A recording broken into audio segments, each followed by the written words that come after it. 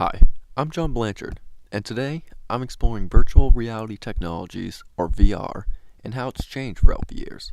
I'll be contextualizing the technology, seeing what other technologies have led to our current understanding of VR, and finally, I'll be exploring why humans are even interested in VR to begin with. Paintings can be thought of as the most basic origin of VR. The history of paintings can be traced back to cavemen, yet the modes behind them haven't changed. They allow the viewer to see an image or event originally witnessed by the painter at a different time and location. They can be as simple as a still scene or as complex as a battlefield. Basic flight began in 1903 when the Wright brothers successfully traveled 850 feet in Kitty Hawk. This technology quickly took off, being able to be used commercially as we know it just a decade later. The idea of safety became a big question with the air machines. Crude manual flight simulators were invented to train the pilots in 1910. In 1929, flight simulators were being equipped with motors to control the steering and rudder, and also to simulate turbulence and other disturbances. The U.S. military were huge patrons of the simulators. Flight was used in warfare during World War I and was greatly utilized in World War II. The idea of simulators for safety was brought to the medical field as well. In the 1980s, surgical simulations were first invented to train young surgeons in procedures without the reliance and cost of animals or cadavers. These simulations have greatly improved medical techniques. Back in 1838, Charles Wheatstone discovered the brain will process two different two-dimensional images in front of each eye into a singular three-dimensional image, giving a sense of depth and immersion. This technique, a century later, was used to develop the Viewmaster, popular for virtual tourism. The Enlightenment and Romanticism era, from about the 1700s to 1850, brought much interest and investment into nature in the form of science and art. Upper-class folk then got the idea to make nature their playground. Alpine clubs began to spawn across Europe in the mid-1800s, bringing the affluent to explore the Alps. It did not take long for the middle class to want into. The birth of hotels started to pop up in the mountains and along the coast in the early 1900s. The concept of holidaying was born in this time too. Over in the U.S., the first national park was designated in 1872 and federally protected in 1916. To backtrack, the Viewmaster was patented in 1939. That's the same year the Great Depression ended. People didn't have the money nor the time with World War II to explore and travel the world. Viewmaster allowed them to see sights and explore with ease right from their homes. Sensorama, a personal all-senses movie viewer, came out in the 1950s.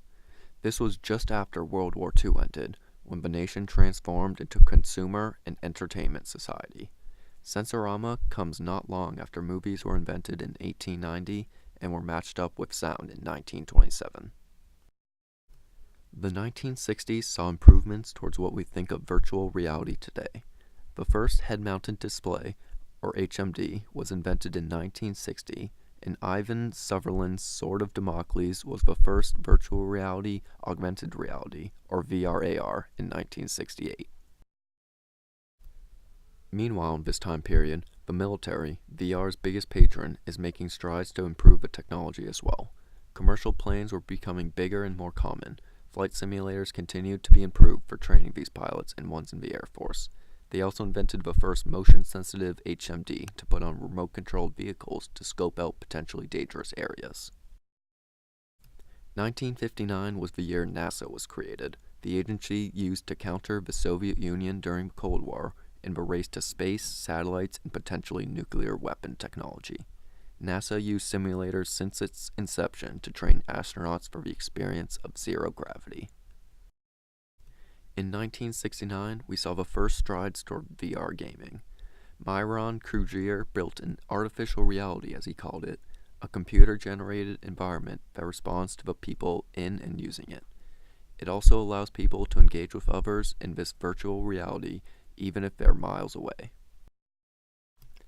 3 years after this invention, Adventure, the first computer role-playing game, or RPG, was produced by Atari.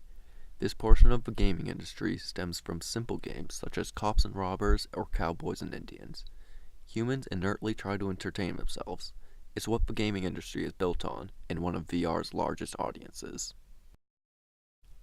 RPGs allow people to travel to a new universe to interact with other people. The Sims, RuneScape, World of Warcraft, and Club Penguin are all platforms where users can create a whole new life.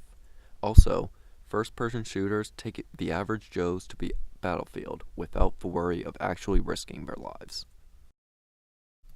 To reflect, virtual reality allows humans to do activities that they can't normally do because it's too dangerous, expensive, or generally unobtainable.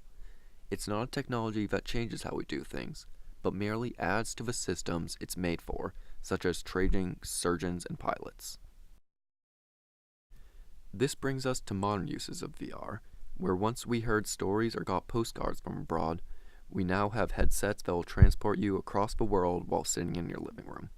You can now watch the running of the bulls or tour the Taj Mahal without the cost or time commitment. 21st century humans do value their speed and efficiency after all. Further, the military can train their tank, fighter jet, submarine, and other drivers without having to risk million-dollar equipment or human lives. Meanwhile, people at home can race cars and dirt bikes, shoot at warring enemies, or do an amateur operation without the training, safety, or financial concerns. What's the future of VR look like? Well, not very different. As new high-risk, high-cost technologies and procedures come out, expect simulations to follow. The gaming industry is working on innovating and standardizing headset gameplay. Plus, there's always improvements to be done to the current technology. Nothing wrong with maintaining a current system. Hey, thanks for listening.